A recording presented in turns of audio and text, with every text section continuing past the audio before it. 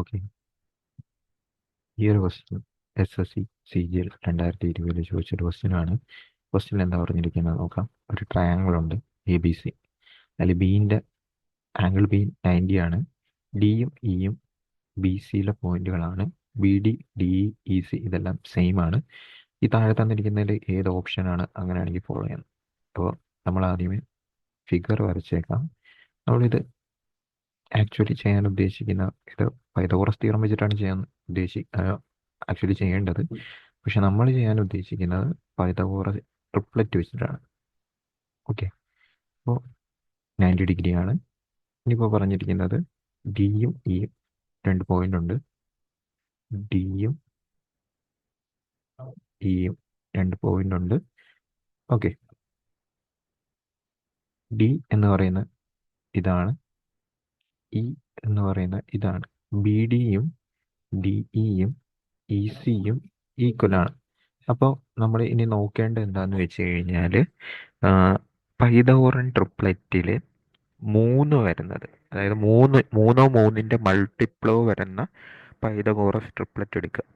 കാരണം എന്തിനാന്ന് വെച്ച് കഴിഞ്ഞാൽ ഈ ഒരു BC എന്ന ലെങ്തിനെ 3 ഈക്വൽ പാർട്സ് ആയിട്ടല്ലേ ഡിവൈഡ് ചെയ്തിരിക്കുന്നത്, അല്ലെങ്കിൽ ബൈ 3 ആയിട്ടല്ലേ ഡിവൈഡ് ചെയ്തിരിക്കുന്നത്. അത് ഈസിലി ചെയ്യാൻ വേണ്ടിയാണ് നമ്മൾ 3 ട്രിപ്ലറ്റ് എടുക്കുന്നത്.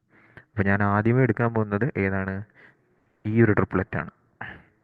അതായത് നമ്മൾ അസ്യൂം ചെയ്യാണ് ABയുടെ വാല്യൂ 4 ആയിരിക്കും, BCയുടെ വാല്യൂ 3 ആയിരിക്കും, ACയുടെ വാല്യൂ 5 ആയിരിക്കും എന്ന് അസ്യൂം ചെയ്യാണ്. അതുകൊണ്ടാണ് ഈ ട്രിപ്ലറ്റ് എടുത്തത്. ഇനി 3 അല്ലേ, അപ്പോൾ BD1 DE1 EC1.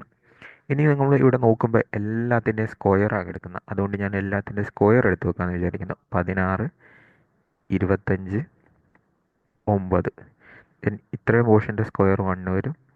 ദെൻ ഇവിടം തൊട്ട് ഇത്രയും പോർഷൻ്റെ സ്ക്വയർ വരുന്നത് 2 ലെങ്ത് വരുന്നത്. സോ 4 ആയിരിക്കും സ്ക്വയർ വരാൻ പോകുന്നത്. 2 ലെങ്ത് വരുന്നത്, സോ 4 ആയിരിക്കും സ്ക്വയർ വരാൻ പോകുന്നത്. ഓക്കെ, ദെൻ അങ്ങനെയാണെങ്കിൽ ADയുടെ വാല്യൂ എത്ര വരും? 16ഉം 1ഉം 17 വരും.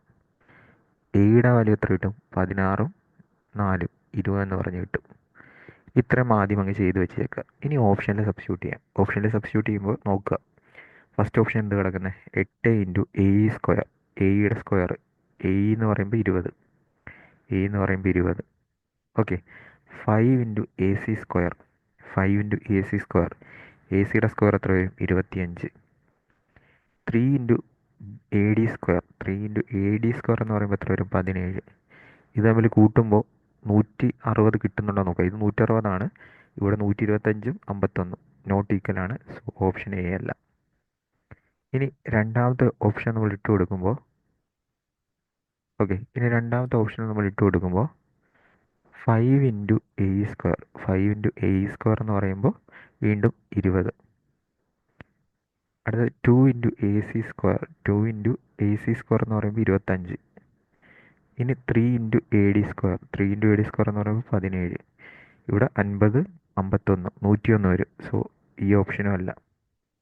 ഇനി മൂന്നാമത്തെ ഓപ്ഷൻ ഇട്ട് കൊടുക്കുക. 8 ഇൻറ്റു AE സ്ക്വയർ 20ആണ്. അടുത്ത 3 into AC square. 3 into AC square എന്ന് പറയുമ്പോൾ 25. 5 into AD square. 5 into AD square എന്ന് പറയുമ്പോൾ 17. ഓക്കെ, ഇവിടെ 75, ഇവിടെ 85. 75 85 കൂടി കൂട്ടുമ്പോൾ 160. സോ ഇത് ഈക്വലാണ്. ഓപ്ഷൻ C ആയിരിക്കും ഈ ഒരു ക്വസ്റ്റ്യൻ്റെ ആൻസർ ആയിട്ട് വരുന്നത്.